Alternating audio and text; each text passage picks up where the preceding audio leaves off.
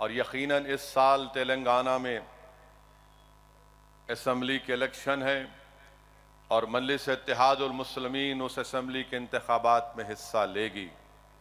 مجلس اتحاد المسلمین اپنی طاقت کو برقرار رکھے گی، اپنی طاقت میں اضافہ کرے گی، اور انشاءاللہ تعالی مجلس اتحاد المسلمین اور تلنگانہ کی عوام تلنگانہ میں بی جے پی کو شکست دے گی۔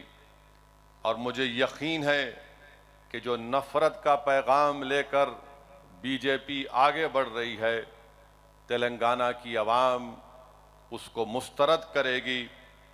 مجھے یقین ہے کہ راجستھان میں جب اسمبلی کے انتخابات ہوں گے تو انشاءاللہ تعالی راجستھان کی عوام مجلس اتحاد المسلمین کو کامیاب کرے گی۔ ہم راجستھان کے اسمبلی کے انتخابات میں بھی حصہ لیں گے انشاءاللہ تعالی۔ اب ہم کرناٹکا کے اسمبلی کے انتخابات میں بھی حصہ لیں گے، اور آپ دیکھیں گے کہ انشاءاللہ ان قریب میں اعلان بھی ہوگا اس سلسلے میں۔ میری آپ تمام سے اپیل ہے، گزارش ہے کہ آپ مجلس اتحاد المسلمین کی ان اسمبلی انتخابات میں کامیابی کے لیے دعا بھی فرمائیے۔ میرے عزیز دوستو، عزت دار ماں اور بہنوں، تلنگانہ میں بھارتیہ جنتا پارٹی کی طرف سے بہت سی باتیں بولی جا رہی ہیں، اور جتنی باتیں بولی جا رہی ہیں وہ صرف نفرت کی بنیاد پر۔ بھارتیہ جنتا پارٹی امید دلانے کا نام نہیں ہے، بھارتیہ جنتا پارٹی خوف دلانے کا کام کرتی ہے تلنگانہ میں۔ اسی لیے آئے دن کوئی نہ کوئی ایک بیان دیا جاتا ہے کہ ایسا کر دیں گے، فلاں کر دیں گے۔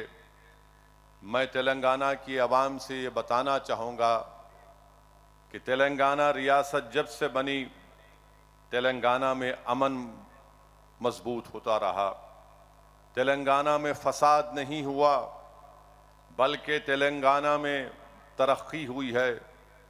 چاہے وہ سافٹ ویئر انڈسٹری ہو، چاہے وہ دوسرے انڈسٹریز ہوں، فارماسیوٹیکل کی انڈسٹریز ہوں، تلنگانہ کا جی ڈی پی، ریاستی جی ڈی پی ان ریاستوں سے بڑھ کر ہے جہاں پر بی جے پی اقتدار میں ہے۔ یقیناً تلنگانہ میں ایسے واقعات ہوئے ہیں جس پر ہم بھی شرمندہ ہیں اور ہم اس کی مذمت کرتے ہیں، چاہے وہ آلیر کا انکاؤنٹر ہو یا پھر پولیس کسٹڈی میں خدیر خان کی موت ہو میدک میں، ہم اس کی مذمت کرتے ہیں۔